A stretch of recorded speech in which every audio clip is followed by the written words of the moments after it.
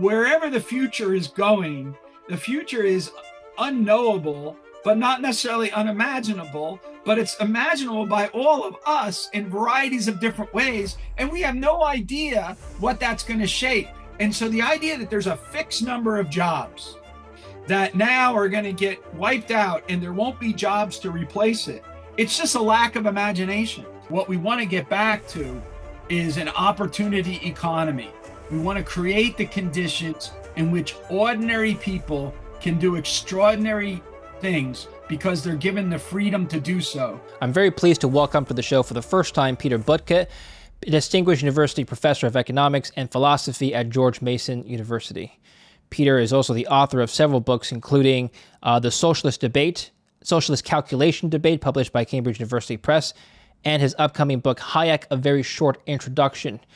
His research has primarily been in the area of comparative political and economic systems, with a particular interest in 20th century economic thought and the methodology of the social sciences. He's frequently cited across academia and press, and today I'm very pleased to be hosting him to talk about the future of capitalism in America and socialism around the world and what AI will do to our economic systems. Welcome to the show, Peter. Good to see you.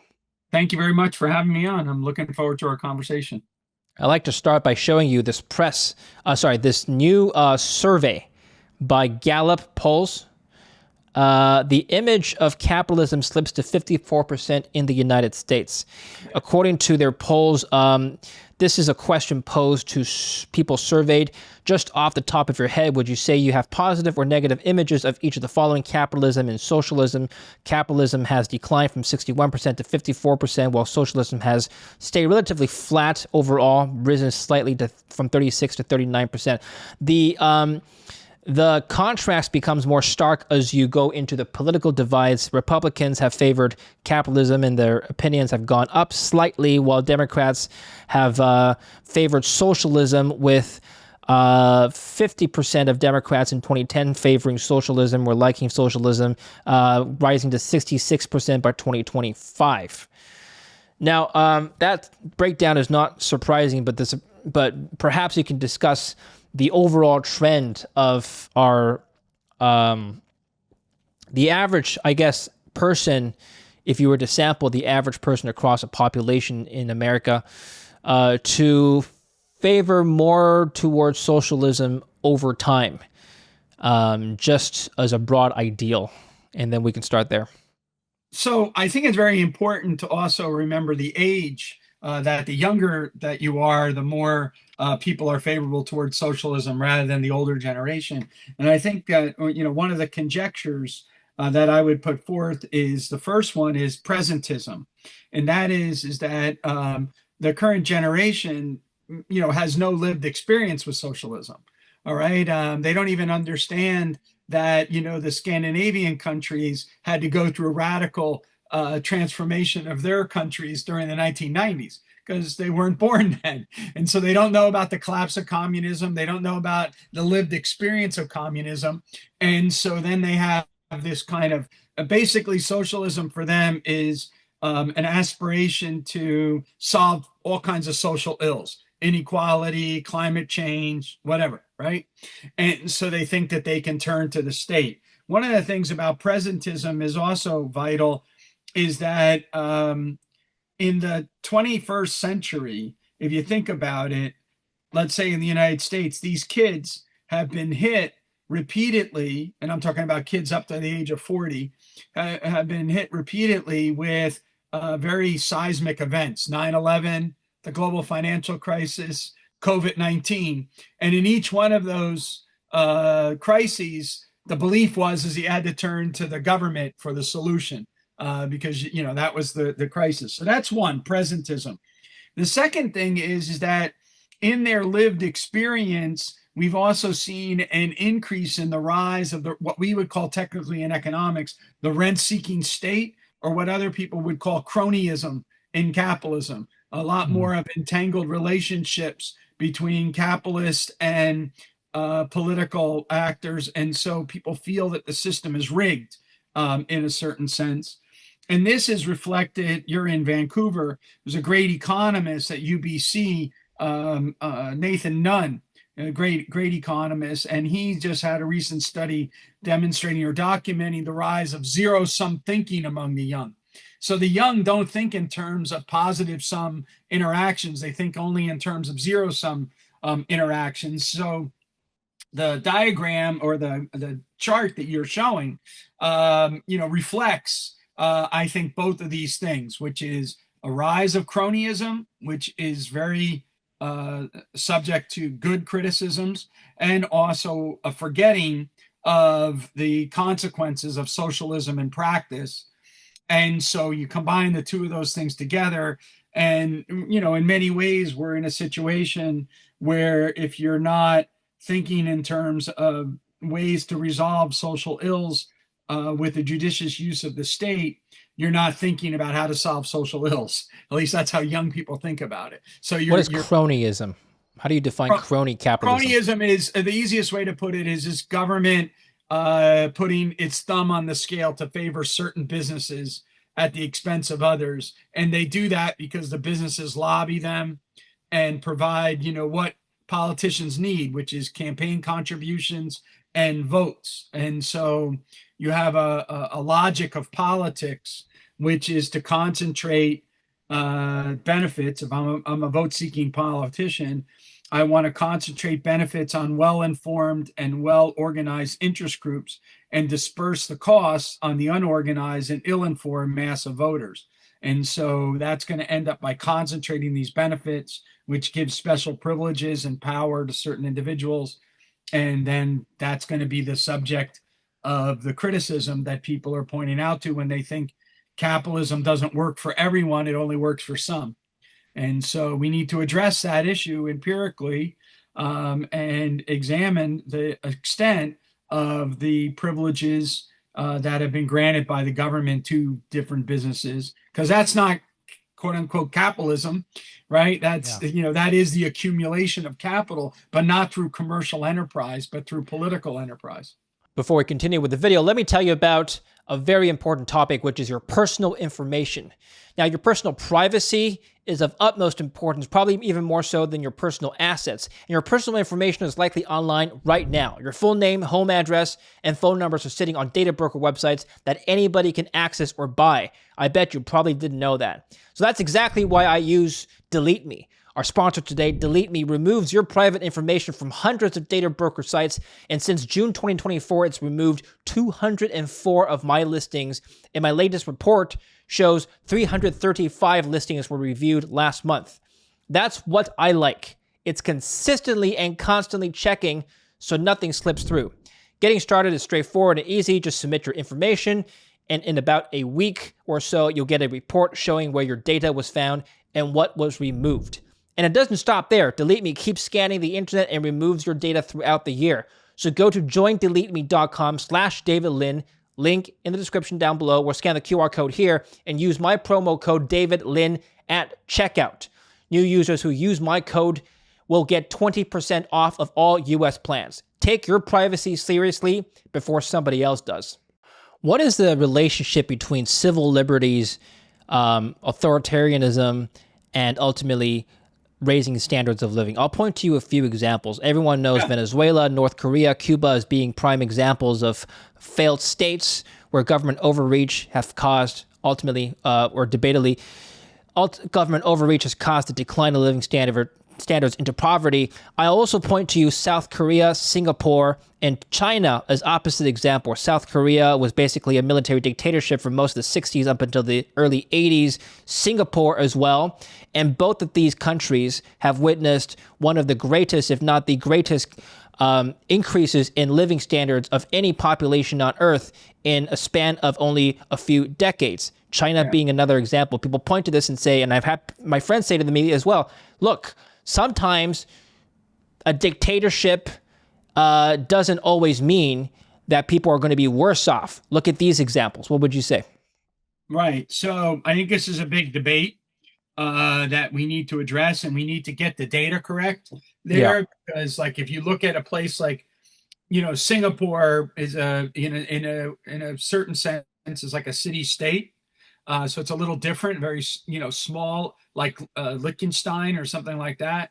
Those are a little different. Estonia would be a country similar to this. And then the question is, what can we learn from those examples that we can spread out to broader ones? But the key issue is a respect for property rights, which I will Mm. talk to you about with respect to South Korea and also with respect to Singapore, which is because property rights are human rights.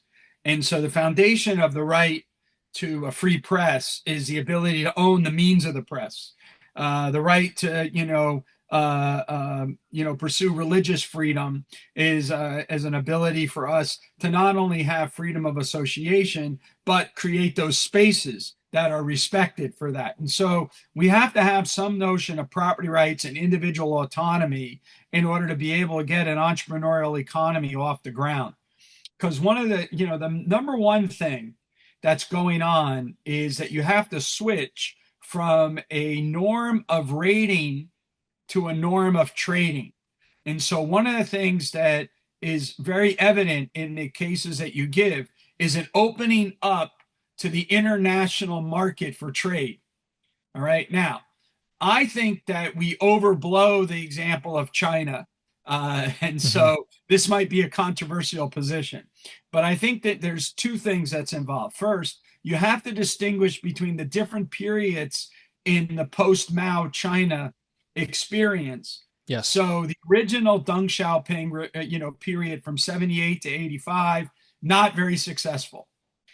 From 85 onward, that's when he changes the rhetoric and says it doesn't matter what color the cat as long as it catches the mouse, right? Hmm. And so from 85 until you get G, you have actually sort of this entering into the global economy, these creation of the special economic zones and whatnot, but you still have disproportionate growth in there. And you got to remember is that the United States is still 20 times the per capita income of China, 20 times the per capita income of China. So I would, you mentioned growth miracles. I would talk about Poland, I think, more than Hmm. even China, because Poland is now richer than the UK.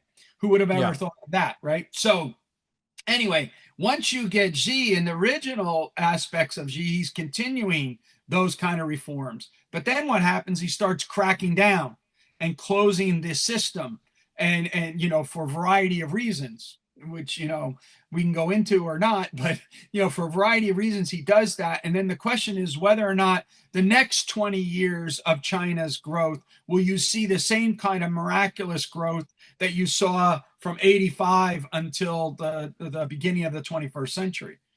And so to me, I think China, like India, these are the great examples post 90, 1980, 1990, where what we're seeing is this amazing, introduction of individuals into the global trading. And that's the reason why, for the first time in human history, in 2015, we had less than 10% of the world's population was living in extreme poverty. That's less than $2 a day. When I was a college student, which was in late 1970s, early 1980s, that number was 40%. 40% of the world's population was living in extreme poverty. Mm. In 2015, less than 10%. What an amazing, phenomena to see and study. But there's also a lot of bumps along the road and a lot of difficulties in sorting out the different causal mechanisms. So we don't want to just have correlations; we want to have causation. And I think an argument can be made, and I try to make it in a book of mine called "The Historical Path to Liberty and Human Progress," which was published about a year ago. I in that book, my co-author and I, we try to make the argument that what generates this sort of tremendous takeoff is the establishment, eventually, slowly and through various different evolution, not like overnight, but the establishment of a regime of property, contract, and consent, which encourages individuals to engage in productive specialization and realize social cooperation through mutually beneficial exchange. And so it becomes the norm, becomes one of trading, positive sumness, as opposed to rating negative sumness. So to tie it back to the first point, think about how bad that is if kids do not see the possibility of positive sumness. They only see the possibility of negative sumness. And so that's where the imagination is going to cause us a problem going forward. So, yeah. This ties into your upcoming book, Hayek, A Short Introduction. One of his more famous insights is that no central planner has the ability to possess all the information needed to efficiently allocate resources. First of all, do you agree with this philosophy? And if so, why is central planning still prevalent today in many countries around the world? Well, okay. So first, yes, I am someone who, agrees with that central argument. I would state it slightly differently because I don't think the argument is one about the vast amount of data, nor do I believe it's about trying to compute, optimality conditions given the data. It's about where does the data come from in the first place. So the data emerges, it's generative data. This is one of the reasons why the AI kind of conversations are mistaken, or the idea that I could just turn it over to the machine and the machine would do the job for us. Maybe we can talk a little bit about that. Yeah. But one of the questions that I think Hayek put on our table to address is, in this vast concatenation of human activity that makes up the market economy, the question is how, what, and for whom, right? And how do I get the information? How do I then have those judgments about how I'm going to go about making and what it is I'm going to make to trade, and then how it is that whom is going to be distributed to. And Hayek's great answer is that that's all embedded in the operation of the price system.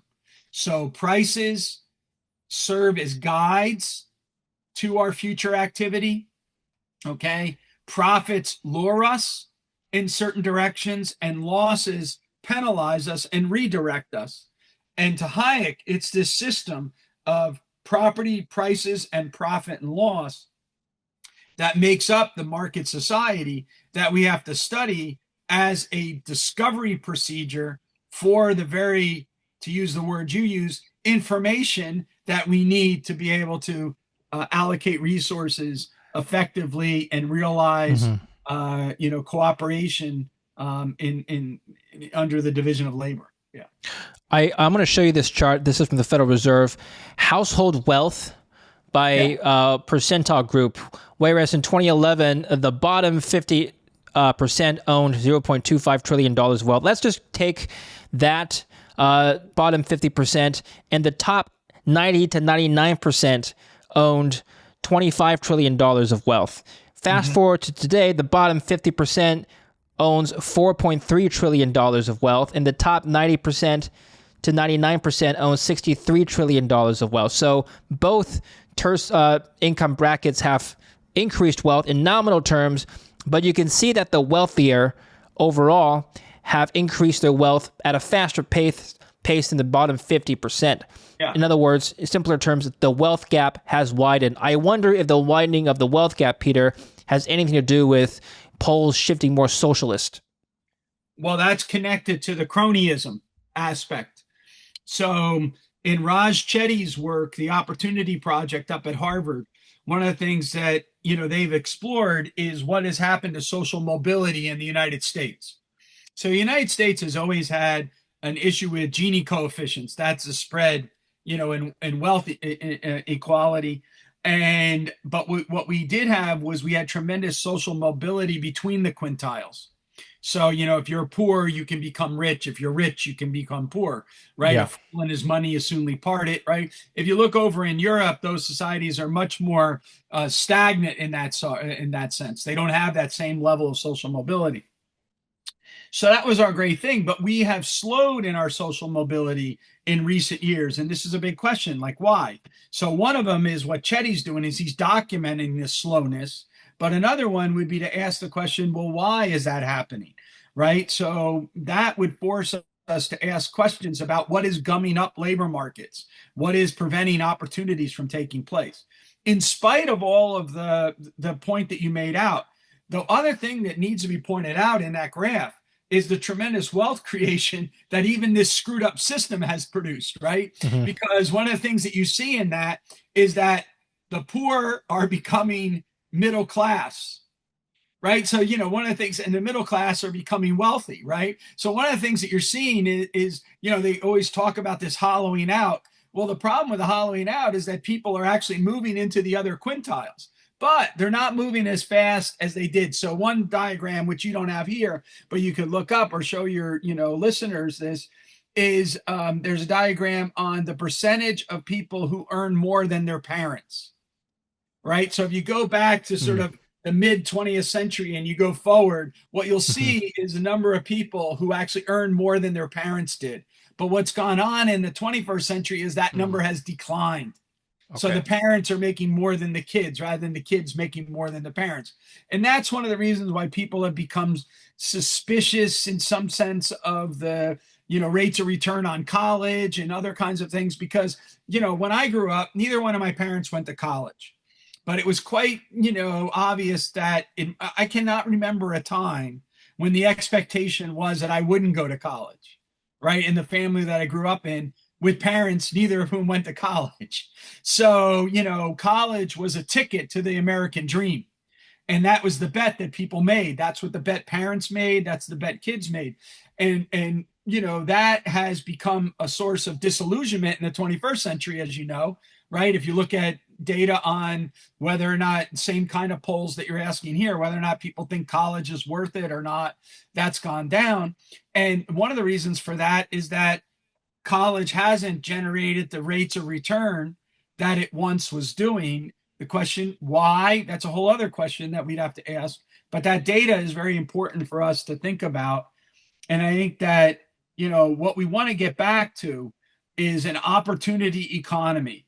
We want to create the conditions in which ordinary people can do extraordinary things because they're given the freedom to do so, as opposed to a system in which only the extraordinary people can do extraordinary things because we've given them powers and privileges. And so we need to get back to that opportunity economy perspective. And that's if I could simplify this, Peter, and please correct me if my simplification is wrong. Today, we're arguing that there's less upward mobility or chances for upward mobility, or perhaps even downward mobility for that matter, than maybe in prior generations. And so people feel that there are fewer opportunities today than in prior generations. Therefore, people have become more in favor of income and wealth redistribution. Is that fair to assume? Yeah, that would be the argument, is that what has gone on is people feel that the system has a thumb on the scale weighing in the favor of those who have connections. So, another way to think about this is whether or not your society is a connection-based society or a contractual-based society. And if you become a more connection-based society, what matters is who you know, not what you know, right? That's a more contractual society. Then you're going to have these kind of wealth discrepancies. Now, whether or not the best answer to that is the ones that are being proposed, I think we have big doubts about that because of the law of unintended consequences and incentive effects and whatnot. But you're right. I think that is what's motivating the shift in attitude, is this reality that people have that they think that the system is rigged at some sense. Yeah. So here's my ultimate question that leads to the future of our society. Is AI the ultimate equalizer or the ultimate divider? You've got, on one hand, people predicting that in the future there's going to be one-man billion-dollar companies run primarily by one person and the assistance of automation. And on the other hand, you've got people predicting and institutions predicting that mass unemployment will follow this kind of model. So which is it? Yeah. So in my own view, I'm an AI optimist because I'm an AGI skeptic. AGI means artificial general intelligence. And the reason for this is I think that AI as an augmenter of human capabilities is pretty amazing. What it's not is a replacement of humans. And the reason why it's not a replacement of humans is because you have to generate this knowledge. It's not given to us. It's not a computing or a computability issue. So the knowledge has to be generated. Human judgment has to be exercised in its use, and learning has to take place in the context of that generation. And so when people talk about generative AI, what they're talking about is reducing AI to a really, really fast Bayesian updater. That's a model that they use, which is Bayes' law, and it's about updating. But the easiest way to get it across is to think about the following analogy. We know that Gary Kasparov lost to Deep Blue. Hmm. The game of chess is a complicated game. But if you think about it, there's only so many spaces on the board. Each of the pieces on the chessboard follow very specific rules, right? They can't, like a bishop cannot say, I want to be a queen, right? Right? A rook cannot say, I want to be a bishop. A pawn cannot say, my goal is to be a king. All right. Instead, they follow very specific rules. And so what you talk about that's called a kind learning environment because it's a relatively fixed set of parameters and an algorithm. So the winning strategies are simply an algorithm. And what a grandmaster in chess does is memorize all of the winning strategies. And a computer can spit those out faster than a human can. So that's why they can do well. But now we're going to have the World Cup in soccer. Yeah. And soccer has all kinds of variables associated with it, which are outside of the algorithm, outside of the parameters. The wind, the different spin that hits the ball, all these things like that are going on at the time, the activity of the other player. That creates a very wicked learning environment because it requires constant adaptation, adjustment, and human judgment at various different stages in order to be able to execute the strategy. And so comparing a kind learning environment with a wicked learning environment, we learn what the limitations are of AGI. AI can be an extreme, I guarantee you at the World Cup, there's going to be people on the side that are actually have iPads that are checking out strategies and different things. And so that's going to affect that. But it's still going to have to be executed and delivered by humans who have to adjust and adapt when the plan isn't perfect. Okay. And so as a result, entrepreneurship it always takes place within these wicked learning environments. And entrepreneurship is the main driver of economic growth and advancement. And so we need to find a way in which we augment human skills, not try to substitute for them. And so we can't think of entrepreneurship as simply management. It's actually being able to think outside of the box is a key issue. And relying on human aspiration and human judgment. And so to me, I think AI cannot replace a market because it's not a computational complexity. That's the critical question in the planning debate. AI will not eliminate all jobs. So we must avoid the lump of labor fallacy. Jamie Dimon coming on and saying 40% unemployment because the truckers are going to get put out of jobs with automated cars. But you know what? There's going to be all kinds of new jobs that we don't anticipate. I always like to ask my students, what job in 1950 is completely non-existent today? My mother-in-law, she's 95. Her job when she started was a telephone operator switch person, right? If you ever seen an old picture, she would have a headphone on and have to plug the cords in. That doesn't exist anymore. How about an elevator operator? There used to be a guy that was in the elevator to operate the elevator to get us up the floors. Those jobs disappeared. They disappear. They're not anywhere to be. But now the other question is, what jobs that exist today could you not even imagine in 2000? So here's one: app developer. Yeah, I can see it. I just want to show this because are we all online now? Okay. I just want to show this because I just want you to look. This is from a futuristic magazine in 1950. Okay.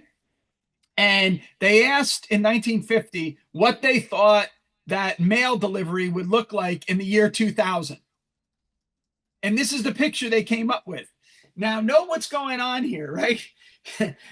First of all, the woman is at home, obviously a housewife, not having a job, right? She's not out. She's dressed and she's like, has her apron on. She's making dinner, all these things like that. He's delivering regular first class mail.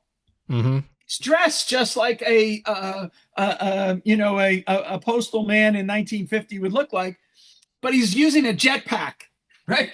And so if you think about this, what's interesting is that in the first half of the 20th century, think of all the amazing advancements in transportation that took place, right? We start with the horse and buggy, and we end up sending a man to the moon in the 20th century, right? So we have, it's an amazing thing. But think about communication at that time. Basically in communication, what you have is you have the invention of the telegraph, the phone, and then pretty much it stays the same, right? But what's happened in our generation since that time? Amazing developments in communication that weren't even imagined. When was the last time you actually worried about first class mail getting to you, as opposed to other forms of communication that come across your things? In 2 years, that's going to be a drone. That guy's going to be a drone. Yeah, delivering that meal. And so and so we can't. And so what I have here is a list of famous statements by various different individuals that were considered experts. So the equivalent of a Jamie Dimon today saying 40% going to be unemployed.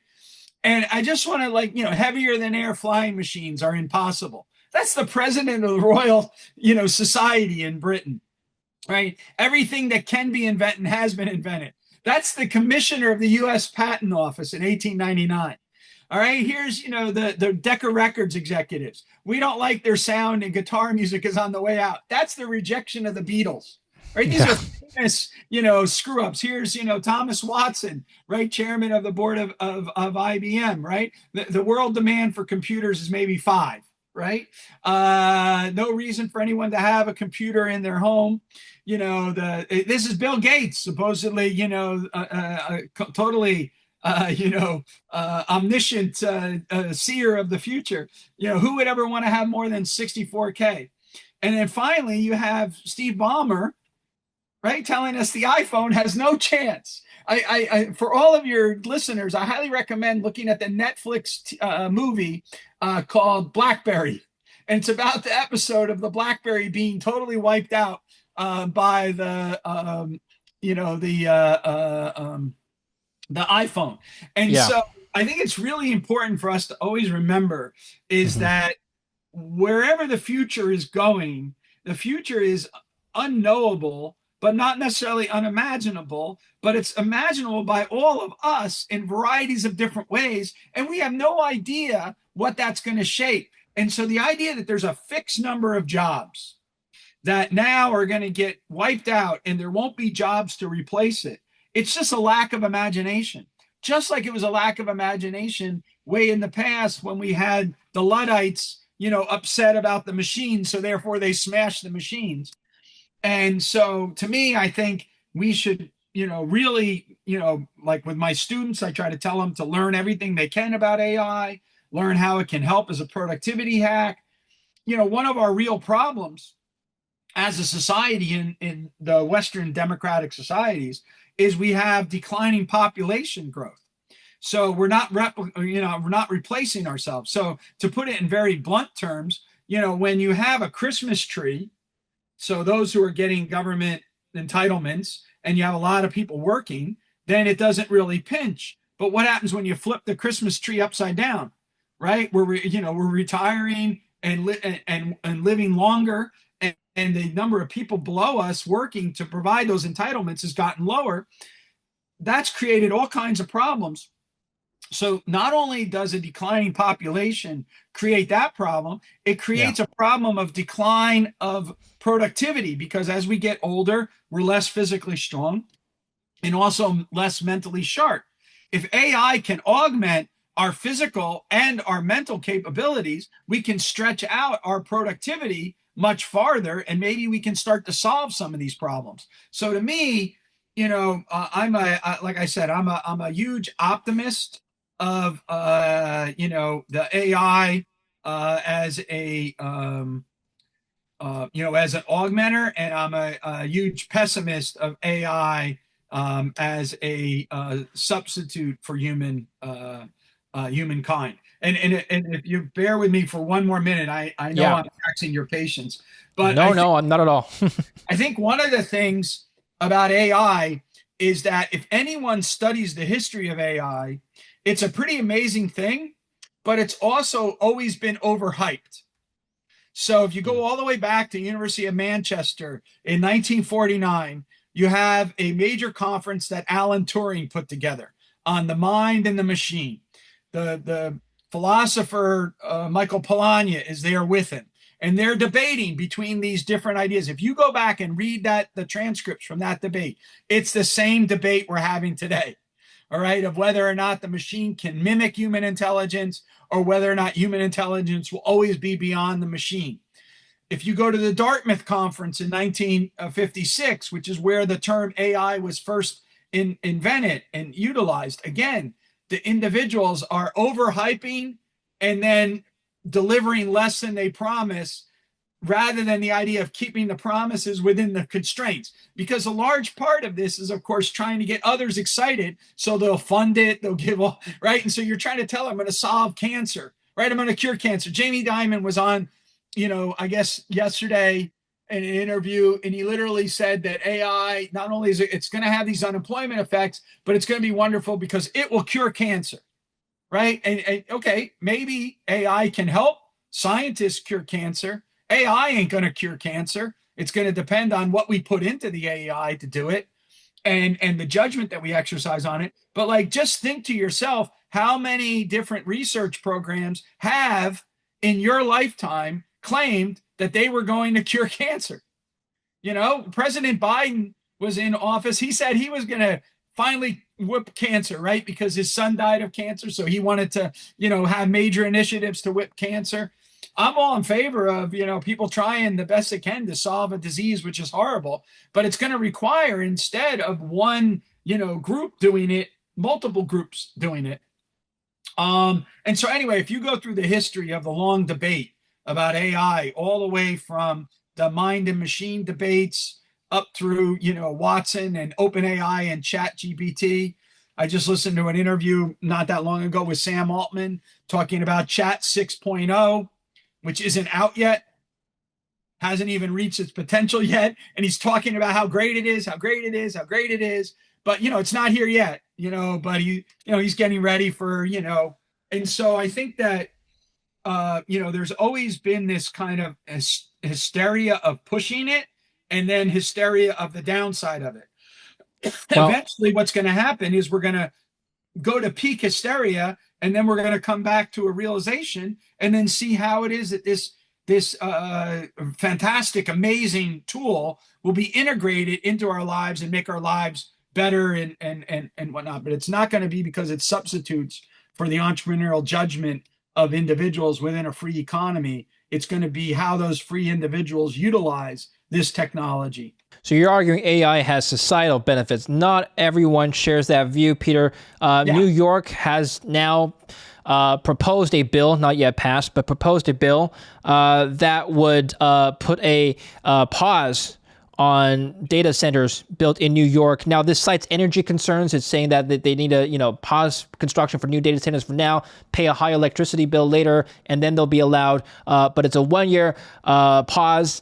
There is a broader movement to stop data centers, according to the New York Times. Yeah. And all over social media, I see comments. Now, I'm not just reading the press. I'm seeing comments firsthand of news of data centers being put up and developments and new jobs created. And then the comments you see, like, why am I paying? Well, why should we support these data centers when all it's doing is making billionaires richer? How does that impact me? How does that make my life better? Right? Yeah, what do you say to this? So one of the questions goes back to the cronyism thing, which is about, the entanglement between, the sort of businesses and the public utility data center, right? And so who's benefiting at whose cost, and we have to work on that. That's part of the issue that's involved with this.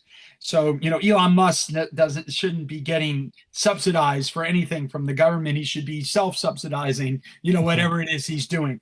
But I think that one's fascinating if you think about this. I'm going to give you three different figures, and walk through, I think, the way they approach this. So one of them is Bernie Sanders.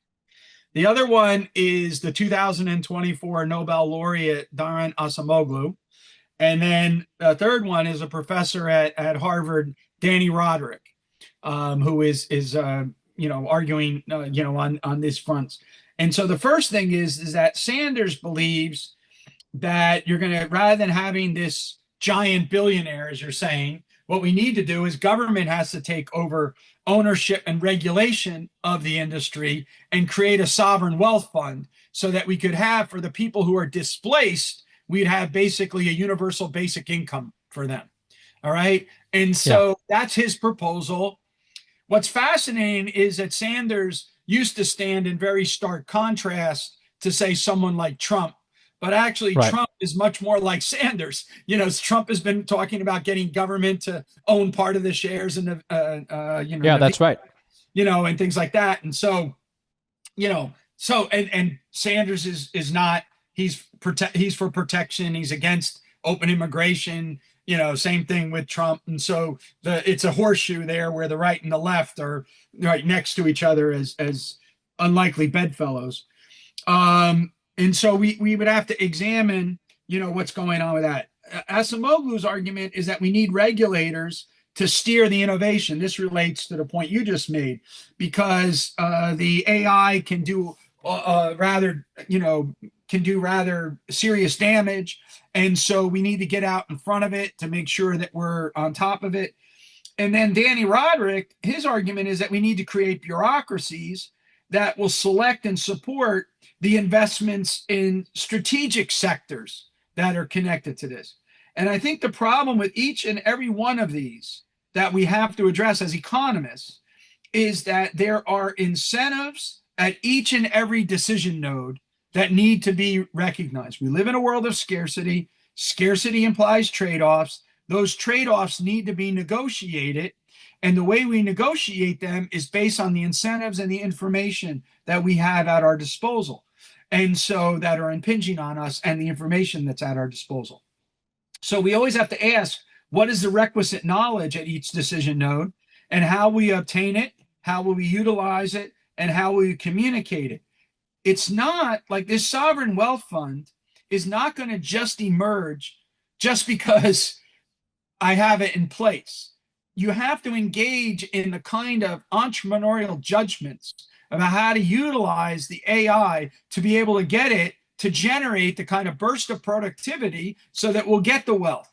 A key thing that, like Acemoglu and Roderick probably are not forgetting this, but it's in the background in some sense. But Bernie may be really forgetting it, which is that the only way you can increase real income is to increase real productivity. And the only way you can increase real productivity is improvements in physical labor, the machines we work with, improvements in human capital, right? Which is the sort of knowledge, science, experience that we have in interacting, and the rules under which we interact with each other and we interact with nature. And it's really those rules of the game that we have to focus our energy on. And we need to get those rules, going all the way back to the very beginning of our conversation, focused on the stability of possession, so security of property rights, the transference of those possessions through contract, right? That is through exchange, and the keeping of promises, which means that we're going to make sure that people honor their contracts. And so we need this system of property, contract, and consent to be embedded in our rule of law for us to be able to realize the great expansions of the productivity that's possible with free individuals. And so it's that, I think, is the key for our future. It's so far removed from where we are today, which has attenuated property rights, has government entanglement in all of these things. And so as a result, we have Yeah. distortions and deformations in the economic structure. One of the things that is amazing is that despite all of those distortions and deformations, we have economic growth in spite of that because of the great gains from technology and from trade.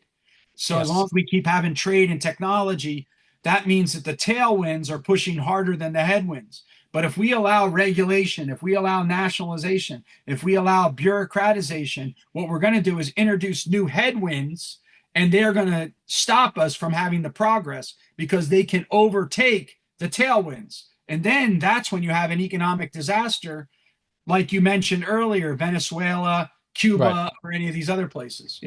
So you said productivity gains are the key to higher income. Let me just add to that, Peter, if I may. Higher demand for your skills and services, or perhaps goods that you produce, will also produce higher income for you. And that's the key fear that a lot of people have, is that AI will diminish the demand for your goods and services and skill sets and job in the intermediate term before we have new jobs created that we haven't even thought of. Are you worried about that? I'm not worried about it because I think that the individuals are going to be very motivated to discover what it is that they have that can be valued in the next regime.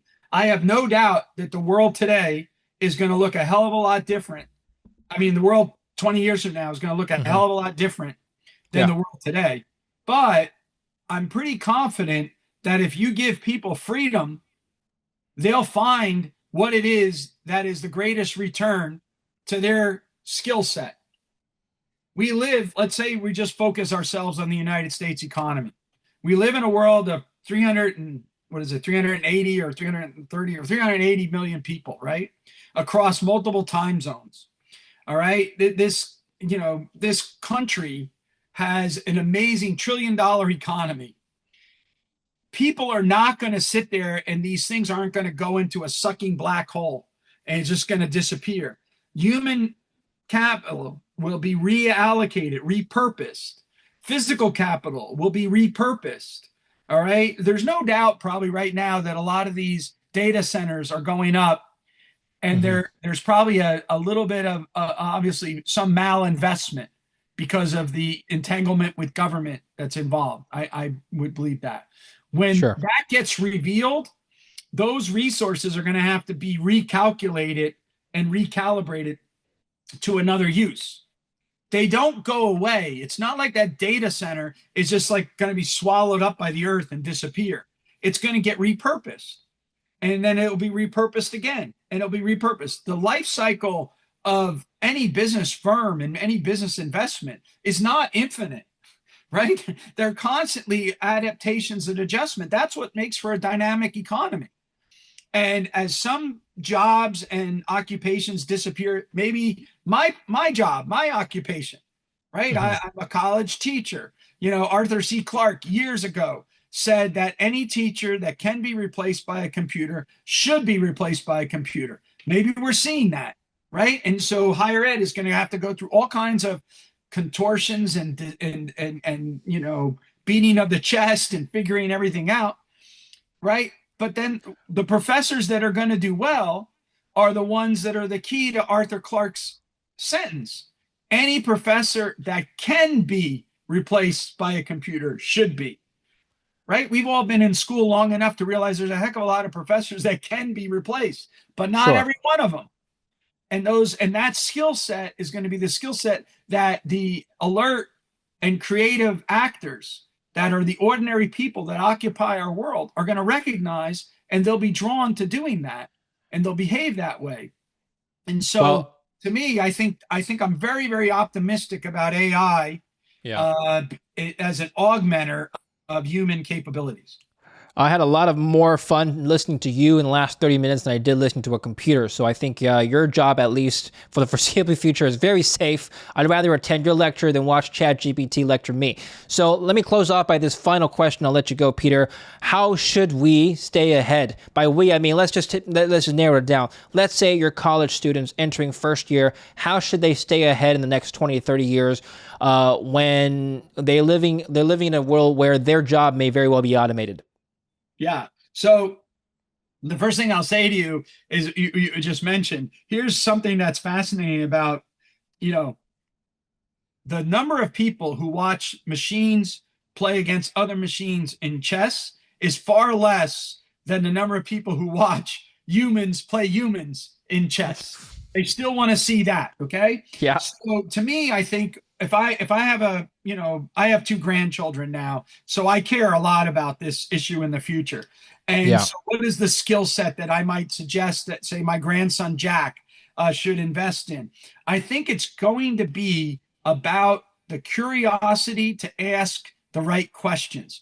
In the future, rather than us in school judging people on the product that's produced from their interaction with ChatGPT, maybe what we'll do is grade them on the questions or the prompts that they give ChatGPT. We might say to them, don't turn in the final product, but give me the prompts that you used, and I'll judge on whether or not they're. And so it's going to be those who can ask questions that are the ones that push out the frontiers of knowledge, or push out and reflect the creativity of recognizing that there's a problem and then there's this alternative solution that can be done. The rote learning that takes place within a very advanced skilled computer, right? This Bayesian updating, it's very important. I'm not denying it, but it's not the creative aspect of human interaction. It's not the aha moment that, say, someone had, like Marie Curie, all the way back then, trying to figure things out, or more recently, someone like a Richard Feynman or someone like that came up with these various different hypotheses. It's that hypothesis generator that's going to be the key issue for us, because that's the source of, or a reflection of, our curiosity.